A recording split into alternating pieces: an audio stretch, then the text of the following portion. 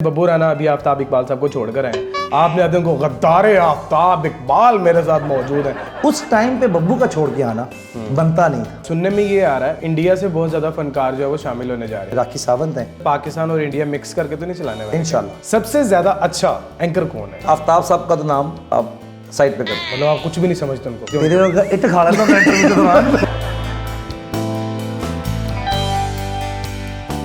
18 साल आफ्ताब इकबाल साहब के साथ आपने काम किया। अल्हम्दुलिल्लाह। उसके बाद एक ब्रेक आती है जिसमें मतलब वो तानु ठुड्डा मार के कट देंगे ना। हाँ। उसके बाद अब दोबारा आप ज्वाइनिंग देने जा रहे हैं। हाँ। तो टीम में हाँ। सुनने में ये आ रहा है कि इंडिया से बहुत ज्यादा फनकार जो है वो शामिल होने जा रहे हैं। कौन कौन फनकार आ रहा है? अभी ये तो आप उन्होंने बताया ही है अपने वीलॉग्स में। राखी सावंत हैं। हाँ। और 2 फनकार और हैं जिनको अभी मेंशन उन्होंने नहीं किया, क्योंकि जब तक उनके कॉन्ट्रैक्ट्स वगैरह के मामला फाइनल नहीं हो जाते तो वो सीधा राज है। और बाकी काफ़ी कुछ है देखने को मिलेगा इंशाल्लाह। काफी कुछ है देखने को मिलेगा। मतलब पाकिस्तान और इंडिया मिक्स करके तो नहीं चलाने वाले? इंशाल्लाह। कुछ ऐसा ही होने वाला है। पाकिस्तान से कौन कौन सा बड़ा फनकार जा रहा है? पाकिस्तान से सबसे बड़ा नाम नासिर चनियोटी साहब। हाय हाय। इंशाल्लाह ताला वो फरवरी में हमारा जो पहला प्रोग्राम लॉन्च होगा वो उस प्रोग्राम की जीनत होंगे। और बाकी उम्मीद है दीगर फनकारों से भी। आगा माजिद साहब भी बीच में ज्वाइन करेंगे। अब ये है कि बीच में फनकार आते जाते रहेंगे। अच्छा। अब वो हम सीरीज़ वाला काम आफ्ताब साहब ने एक नया सिलसिला शुरू किया है कि अब सीरीज़ खेला करेंगे। अच्छा। जो जो वहाँ पे अवेलेबल हुआ करेगा उसके साथ हम शोज़ कर लिया। मतलब लाइक ये लोगों को अब जो है विजिट वीजा दिया करेंगे, उस पर जाया करेंगे। 1 महीने का 2 महीने का वहाँ पर वर्क किया और वापस। गोल्डन वीज़ा भी हो सकता है, डिपेंड्स। अच्छा। तानू पर विजिट नहीं बुलावांगे जो तुम। अच्छा ये बताइएगा हसीब भाई, बड़े अजीबो गरीब किस्म के सवालात करते हैं। जैसे बब्बू राना अभी आफ्ताब इकबाल साहब को छोड़कर आए हैं। आपने आदम को गद्दारे आफ्ताब इकबाल मेरे साथ मौजूद हैं। मतलब क्या गद्दारी? पानी वाला छापर मार के आए हैं? बब्बू राणा बेसिकली एक जल्दबाजी कर रहा है। और बब्बू राणा एक बहुत बड़ी गलती बेसिकली कर रहा है। अच्छा। और गद्दारे आफ्ताब मैंने इसलिए कहा था कि कुछ लोगों के ऊपर ना आपकी इन्वेस्टमेंट होती है। हाँ। मतलब मिसाल के तौर पे नासिर चनियोटी साहब हैं। हाँ। उनको किसी पॉलिश की ज़रूरत नहीं है, कोई कुछ नहीं है। वो आफ्ताब साहब के साथ काम करें या आफ्ताब इकबाल साहब के बगैर काम करें, वो नासिर चनियोटी हैं। वो इंडिया की फिल्म्स कर रहे हैं, सब कुछ। बब्बू राणा उस कैटेगरी में आता है जिसको बी कैटेगरी चले, अब उसकी मोहब्बत में मैं बी कहता हूँ, वैसे वो सी में आता है। उसमें ये हुआ कि आफ्ताब साहब ने ना कुछ आर्टिस्टों का हाथ पकड़ के ना सिर्फ चलना सिखाया, उन्होंने बाकायदा उन लोगों को क्रॉलिंग सिखाई हुई है। वो जो बच्चे का पहला स्टेप होता है ना, बच्चा जब क्रॉलिंग करता है, Babbu Rana is one of them. मेरी बात पे यकीन ना आए तो जाके प्रीवियस एपिसोड्स देखें। हाँ। वो जब कोई नहीं था ना, आफ्ताब साहब ने उसको बिठा के तनख्वाहें दे के अरसा दराज में उसको ग्रूम किया। ये कोई 3 साल की बात नहीं है, 2 साल की बात नहीं है। It's almost been I guess 10 साल या 8 साल हो गए होंगे बब्बू को उनके साथ काम करते हुए। उस टाइम पे बब्बू का छोड़ के आना बनता नहीं था। तो गद्दारे आफ्ताब मैंने उस सेंस में कहा था कि उसका नहीं बनता था, बाकियों का शायद बनता हो। आगा माजिद ने छोड़ दिया, एक खबर बनी, चलो आगा माजिद के कोई इश्यूज। हनी अलबेला और बब्बू राणा, ये वो 2 लोग हैं जिन्होंने जितना भी काम किया है ना, 99.999% स्क्रिप्ट आफ्ताब इकबाल साहब का। अब बाकी जितने भी फनकार हैं, जैसे अयूब मिर्ज़ा साहब हैं, रूबी अनम साहिबा हैं, उसके अलावा जफरी खान साहब, उन्होंने भी आफ्ताब साहब को छोड़ा हुआ है। उसके अलावा हनी अलबेला साहब की अगर बात की जाए, उन्होंने भी छोड़ा हुआ है। सलीम अलबेला साहब की बात की जाए, उन्होंने भी छोड़ा हुआ है। मतलब लाइक जितनी लिस्ट है, मतलब क्या को मुशक्कत करवाते हैं, करते क्या हैं? वो बाद में फिर ये बहाना आ जाता है कि जी बहुत मुश्किल काम, बहुत टफ आदमी है आफ्ताब साहब। नासिर चनियोटी साहब ने क्यों छोड़ा? नासिर चनियोटी साहब ने इसलिए छोड़ा कि वो गलतफहमी का शिकार हो गए।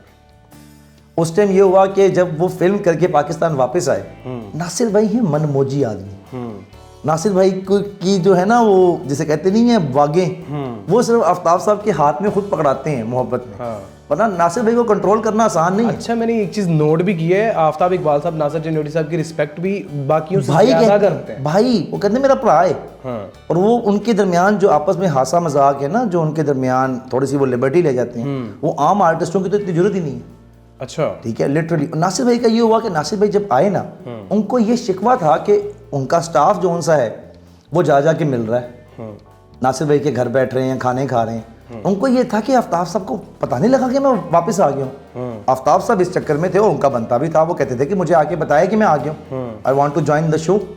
वो आफ्ताब साहब का ये है कि वो कहते हैं जो उनके शो से मोहब्बत शो करता है ना, वो आफ्ताब साहब थोड़े से पेट्रियोटिक है शो को लिए। सही। वो आप कह दोगे ना जैन मदनी कि मैं इस शो के लिए जान दे सकता हूँ, तो आपको ट्राई जरूर करेंगे। अब आपके पास टाइम है तो मैं थोड़ा सा आफ्ताबनामा पेश करूँ आपके आगे? हाँ करें। आप ये प्रोग्राम रिकॉर्ड करके जाओगे, इस प्रोग्राम को रिकॉर्ड करने के बाद आपकी एक पोस्ट टीम होगी जो एडिट करेगी, ऐसा ही है। एंड पे मे बी आप उसको प्रीव्यू कर लो। बिल्कुल। मोस्टली होता है कि लोग वो भी नहीं करते। बिल्कुल ऐसे ही। आफ्ताब साहब का सीन ये है कि रिकॉर्डिंग करवाई 12 से 14 घंटे। उस 14 घंटे रिकॉर्डिंग के बाद उन्होंने कहना है कि पोस्ट प्रोडक्शन टीम सिस्टम उठा के उनके घर आ जाए। खाकसार ये काम करता था, मैं खुद एडिटर हूँ उनका, डायरेक्टर डॉक्टर थे मैं हूँ जाके, अल्लाह ने मेरी कितने सुनी है, कुछ 6-7 साल हुए नहीं, उस तो पहला मैं उनका एसोसिएट था। सिस्टम पे बैठ के पूरा एपिसोड खुद देखते थे और सेटिस्फाई नहीं होते थे। इवन के जो लाफ्टर्स लगती है ना नीचे, इसके ऊपर भी हमारी क्लासेस हुई हुई हैं कि ये लाफ्टर यहाँ क्यों। वो बहुत ज़्यादा अपने प्रोग्राम को लेके ना, वो अपने प्रोग्राम के खुद व्यूअर हैं।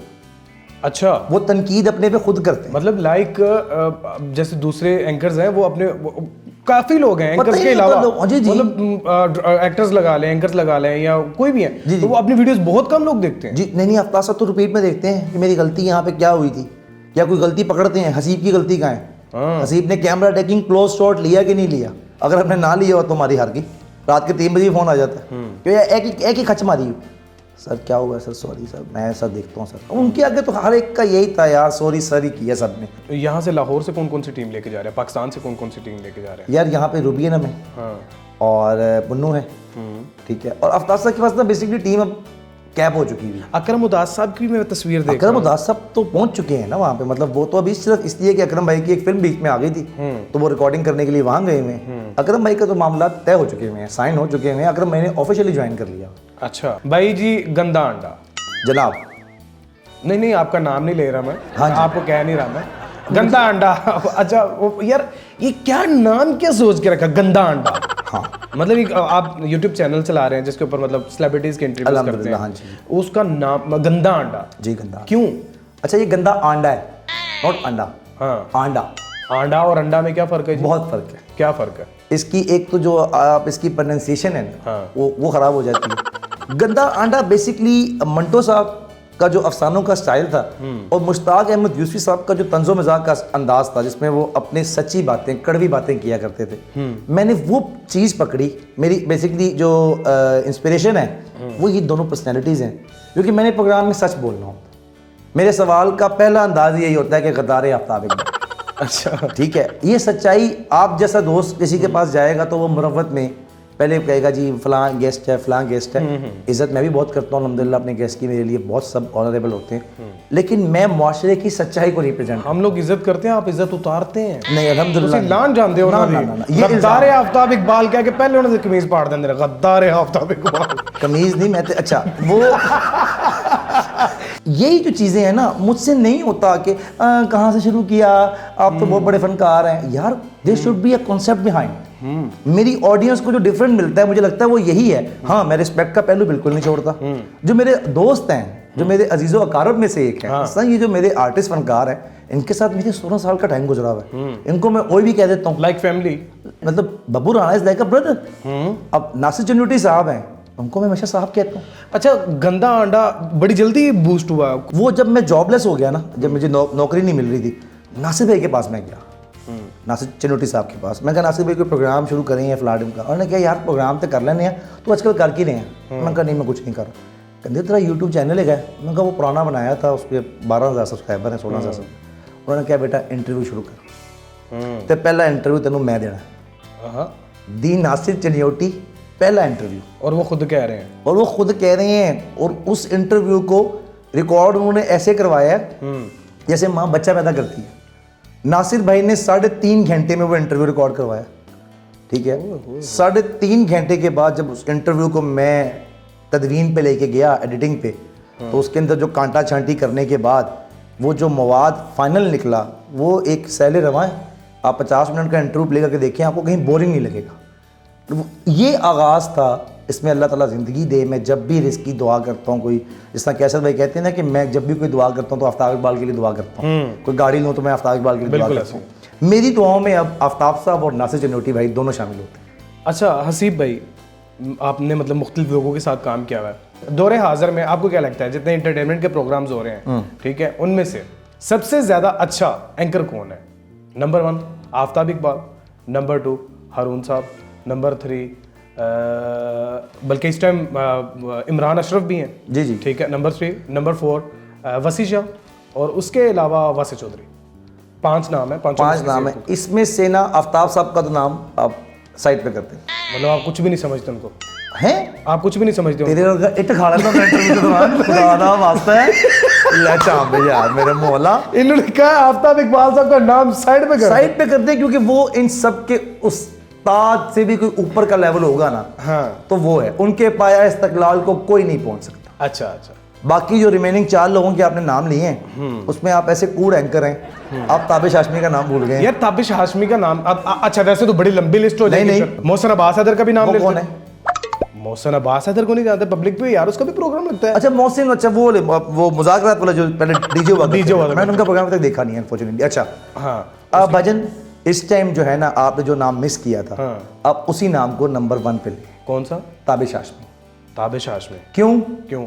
ताबिश हाशमी भाई ने क्या किया, वो मेरे फेवरेट नहीं है इसलिए नहीं कि मेरे फेवरेट है, ताबिश हाशमी भाई ने आके वो जो एक बना बनाया स्क्रीन प्ले था ना, वो जो एक बना बनाया फार्मूला था, उसने जियो को कह के वो चेंज करवाया। उसने कहा कि मुझे आफ्ताब इकबाल नहीं बनना।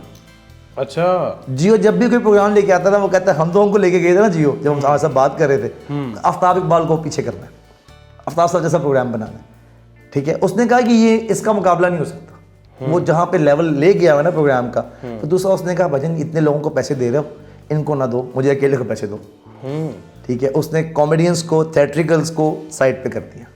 वो जो 3-4 काम कर रहे थे 2-3 महीने बाद जियो ने उनको मोहब्बत से साइड पे कर दिया। Tabish Hashmi one and only programme लेके चला है और इस टाइम पाकिस्तानी मीडिया इंडस्ट्री का सफ़े अव्वल का प्रोग्राम है, जिसने सोशल मीडिया से और लीनियर के इश्तिहारों से। लेकिन उस पर तनकीद भी तो बड़ी होती है ना सर? तो तनकीद तो हर बड़े आदमी पे होगी, आप मेरे पे नहीं कर रहे। आप बड़े आदमी नहीं हैं यार, मतलब अपने आप को उनकी सफ में शामिल करना चाह रहे हैं। हर बड़े आदमी की होती है, मतलब आफ्ताब साहब के साथ रहते हुए आप क्या समझ रहे हैं जी? जिस बंदे को आफ्ताब इकबाल साहब इंडोर्स कर रहे हो, खुदा का खौफ खाओ ज़ैन, आप बहुत बड़े आदमी हैं। ये मैं वैसे शुगल में अभी आपने दुबई भी आना है, ये बहुत बड़े आदमी और ये देख लें कि मैंने आपको रिकमेंड करना है यार। अच्छा ये बताइएगा सी भाई, अब गंदे अंडे से कितने पैसे कमा रहे हैं? क्योंकि साफ अंडे तो तेरे को है कोई नहीं। जैन भाई अल्लाह का इतना करम है कि मैं अभी चाहूँ ना तो बैठे बिठाए जाऊंगा भी नहीं, खुद फोन करूंगा और 2 ऑल्टो गाड़ियां, अगर वो उनकी कोई डाउन पेमेंट कर दे तो उनकी किस्त मैं निकाल दूं। डाउन पेमेंट तो अब्बे ने करनी, मतलब अगर कोई डाउन पेमेंट कोई और कर दे, वही तो, डाउन पेमेंट कोई और क्यों करे? किस्तें मैं निकाल दूंगा। किस्तें मतलब किस्तें यार, जिन्हें डाउन पेमेंट करनी है वो देखो किस्ता नहीं है। नहीं अल्लाह का इतना करम है, मैं आपको अब मेरी जो लास्ट इनकम थी ना लास्ट मंथ, दैट वाज माशाल्लाह अराउंड $10,000। माशाल्लाह खूबसूरत हैं, प्यारे हैं, हैंडसम हैं। ये आप अंधे भी हैं मेरा ख्याल से, आप इसलिए कह रहे हैं। मतलब हर टेंड वाला बंदा मतलब ओहो जिहा नहीं होता, ठीक है। किस जैसा? अब देखिए गाइस, ये जुमानी बात कर गया बंदा, मतलब हर टेंड वाला बंदा जो है देखा ना, अच्छा लाफ्टर नहीं ले सका तो जुमानी लाफ्टर ले रहा है ये बंदा, ठीक है ना। मतलब खूबसूरत है यार। कभी जिंदगी में इश्क हुआ? 2-3 दफ़ा हुआ। 2-3 दफ़ा? हाँ, और मेरी जो वाइफ है, क्योंकि ये इंटरव्यू उसने मुझे स्पेशली कहा था कि वो ज़रूर देखेगी। हाँ। मेरी बेगम ने ना मेरे सारे इश्क पकड़े। अच्छा। और मेरे इश्क ये नहीं होते कि मोहब्बत कर ली, नहीं चोर नहीं हूँ। इश्क जो सा है ना ये आपको पागल कर देता है। अच्छा, ठीक है ना। मुझे इश्क के हासिल का नहीं पता था। वाल एवं नहीं उड़ते, इश्क होंदा तो उड़ते ने। टा लग गई सर उसमें ये हुआ कि मेरी बेगम ने 2-3 दफ़ा मुझे जब पकड़ लिया, और उसके बाद जिनसे मुझे हुआ था ना इश्क, वो बड़े मटीरियलिस्टिक लोग थे इंडस्ट्री में से, ओब्वियसली इंडस्ट्री में से, ठीक है। और अल्लाह उनको ज़िंदगियाँ दे, मैं किसी की बुराई में कुछ नहीं कहता। वो जब मेरे पे डाउनफॉल आया ना, उस टाइम मुझे अपनी बेगम इरफाना से इश्क हो गया, और अब ऐसा इश्क हुआ है बाखुदा कि मैं उसको दिन में 10 दफ़ा कॉल ना कर लूँ तो मेरा दिन नहीं गुजरता। She pampered me like so help, she always takes care, and वो मेरे पे मरती है, और वो तब मरती थी जब मैं कख नहीं था। बाजी फिर तुसी अन्ने हो